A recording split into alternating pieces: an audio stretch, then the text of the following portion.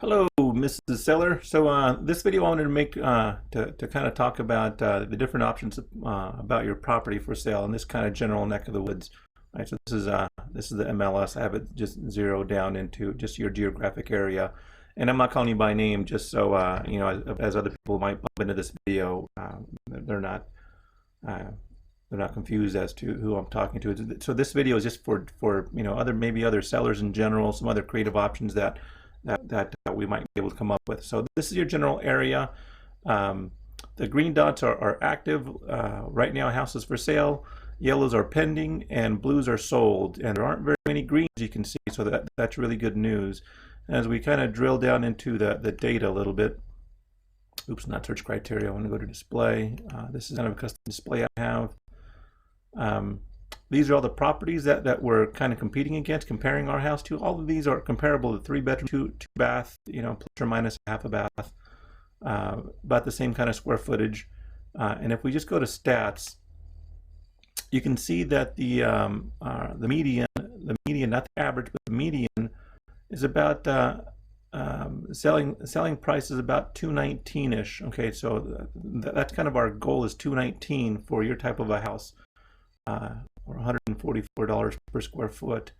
Okay, so if we keep that in mind, I show an ARV for your house without updating between 213 to 218. Okay, at 219, that's like a good-looking, freshly painted, an updated house. Okay, so that's not quite comparing what you're at right now, but it could be if we put some money into it. But let's talk about that. Okay, so let's jump over to my Excel spreadsheet here, and okay, so let's talk about this is Excel spreadsheet I created. I love Excel, so you can see the ARV, the after repair value I'm estimating on your house between 213 and 218 if we put money into it. But if you don't want to put any money into it, where are you at? So right now on your house, I have a cash offer of 145. Okay, at 145, 3% seller, 3%, that's how much I'm going to charge. That means net in your pocket is 138.8. Okay, I have a hard money buyer that wants to come in at 155. I know our target was 160, and I'm still working on that. But 155 is where I'm having a buyer come in at. But that's hard money, and with hard money, it's not quite a certain 100% deal. Because they have a loan, it's just not a traditional loan. It's called a hard money, kind of a private money type of a deal. They're borrowing it from could be a cousin, could be another investor, a money investor, not a real estate investor, but they investor money. Okay, so if we did that, my fee still is just 3%. Estimated escrow fees, and the escrow fees, you can see all the escrow fees. You can kind of see how I come up with that number. Just focus on this table right here, right? So you can see C2. It's pointing to C2, and it points over to sheet 2. Sheet 2 is over here. You can see how I'm coming up with this. These are your estimated escrow fees. County transfer tax fees is basically 0.0011% of the sales price. Title insurance, that's the estimate. I might be like a couple $100 off on this number. This is just estimated based on experience and based on running other numbers. If I take this number here, multiply it by your sale price, that's going to give you how much title insurance is going to be. Escrow fees, lease placer has a flat of $500 for this type of transaction. Notaries can be $150, recordings $50, and natural hazard disclosure, which you're gonna have to pay that. That's 99.9% of all buyers want you to provide that. We can talk about what that is later. And this is just a completely lame fee that the government adds to every transaction like this of $225 flat fee. So total flat fees is $1,024, and total percentages that we have to add on to the transaction is that right there. So if we just take that math and plug it in here, that's how we get the estimated escrow fees. Okay, and you can see I do use for all these, I do use hard dollar signs that locks that value in the cell for all these. Okay, so Okay, so if we sell for 145, 3% realtor fees, that's my fees to transact this, escrow fees. That's net in your pocket is 138. Okay, and obviously I want you to get the most in your pocket as possible. So cash easiest right now, I can close it in 7 days, is 138 in your pocket. Hard money, it's going to take about 15 days, maybe 20, but you'll get 148 in your pocket. Now, I could put it on the MLS. Now I'm working with other agents, broadcasting it on the MLS. The MLS, as you can recall, is this over here, right? Just putting on the MLS. These other two are not putting on the MLS. We don't have to put on the MLS if you don't want to. But putting on the MLS, selling it as is, I think we can come up with, 165. Our pool of potential buyers is quite a bit less since it's hard money or cash. Okay, and my fee for that is 5%. Escrow fees are about 1944. That means cash in your pocket is 155 almost. We might get lucky and we might be able to do like $170,000, which would put 159 in your pocket, right? But I think we'll probably end up selling it for 170, but the buyers are going to want some help with closing costs, which is really going to bring your price down to about 165. Okay, maybe we'll get lucky to 167. Right, but I think 165 is a pretty good number to use. Okay, so which puts 155 in your pocket. Now, my goal is to get you the most amount of money in your pocket. So I came up with these other creative ideas. Okay, so these are other creative ideas that we might be able to pursue depending on what your comfort level is. Now, your house needs about $20,000 worth of repairs in order to get a much better value out of it. Okay, so get top to, if you want to sell it for the ARV, you can see the ARV is right over here, 213 to 218. We need to put about $20,000 into it. Okay, so if we put, now I know you may not have $20,000, but I do. Okay, me personally, I have the $20,000 to put into it. So if I were to put, and you can see that this is put 25. So let me bring that down to 20,000, not 2,000, but 20,000. Okay, so this is where it gets a little bit more creative. So now, what was really driving this purchase price, this price right over here, is the yellow section over here. Now, what's driving this conversation is really I'm gonna give you 165. Who cares what the fees are? Who cares what the offer price is? Who cares about escrow fees? I'm gonna lock that price in. 165 is what you're gonna pocket. You can see and you can tell by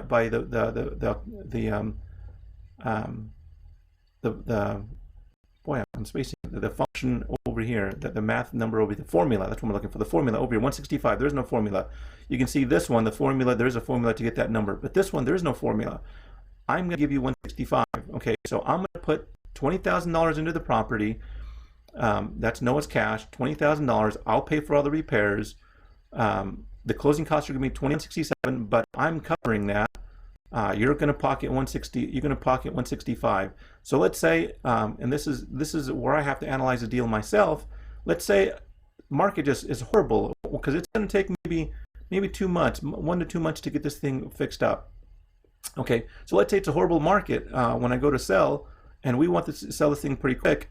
So if I sell for 205, right, and I'm charging 5% for that.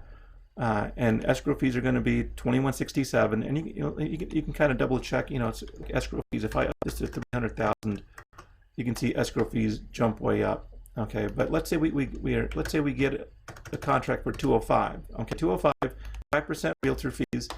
Don't worry about it. It's not coming out of your pocket. You're still getting 165. I can change all these numbers here. You're still getting 165. I'm putting $20,000 into this deal. So you can see at that rate, and I want to be open and transparent what my profit is. If I put $20,000 in, I'm making $7,500 on this transaction, which is a 38% ROI. But I wrote here, notice I wrote bad idea because I might have to pay $25,000, right, for this deal. Now, if I do, because there's hidden stuff, there's always hidden stuff. So if the house needs $25,000 worth of repairs, my ROI is only 10%. I'm not too keen on 10%, right? That's really tough. There's not enough meat on that bone for it to be attractive enough. But But I do have to consider that. I might, on my worst case, I might be down to 10%. So I'm putting $25,000 in. I'm only making $2,600, but you're getting 165. So you win. I kind of win. That's not bad. But I don't think that's where we're going to be. So conservatively, I think we will be in the 210 area, 5%. You're still getting in 165. So all these other options, you're still getting 165.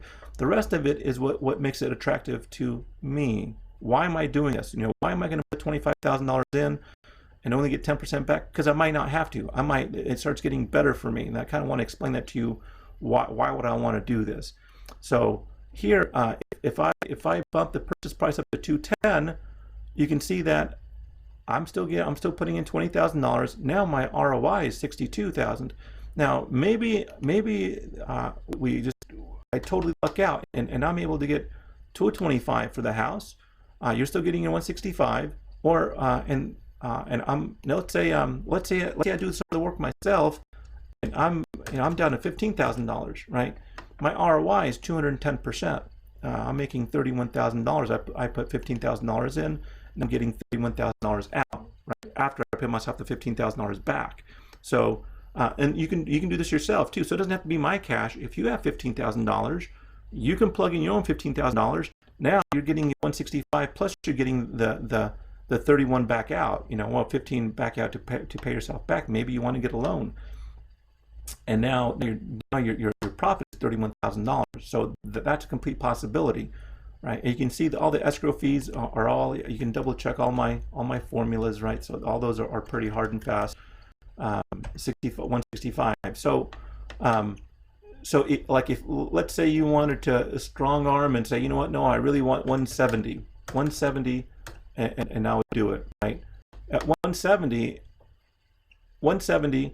and this cash that I'm putting in, potentially $25,000, I'm actually losing $2,500 on the deal. I'm upside down, so I cannot do 170 to you and expect it to put down. So even conservatively, if I put down 20,000 instead, 13%, that's not bad, but I have to look at, it could be $25,000 in that house, right? We might find things that are wrong with it, and that just, there's not enough.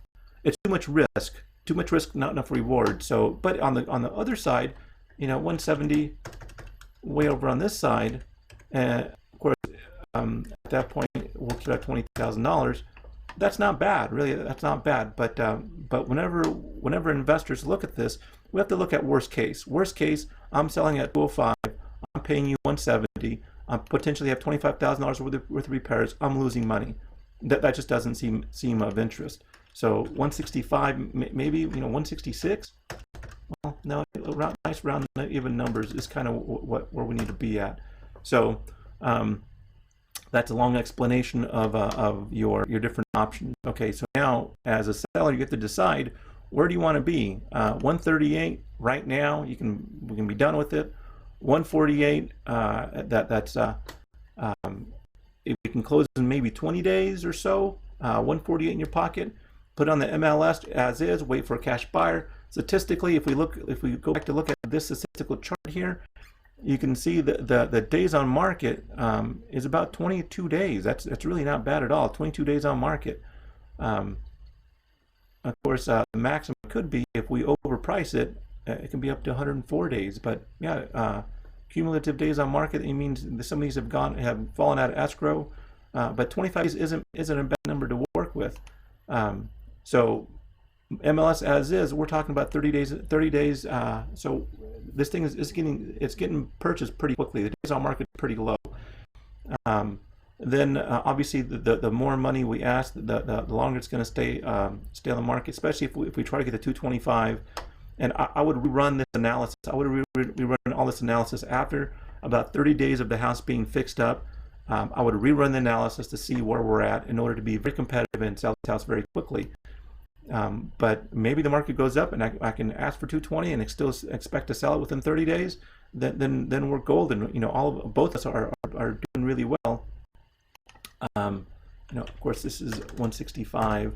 Of course, yeah. That's kind of the nuts and bolts of it. 213 to 218. So let me know what you think. Let me know if you have any questions. That gives you plenty of options. You have to choose. Do you want fast money now or more money later? Okay, so that is it. I appreciate it. Thanks.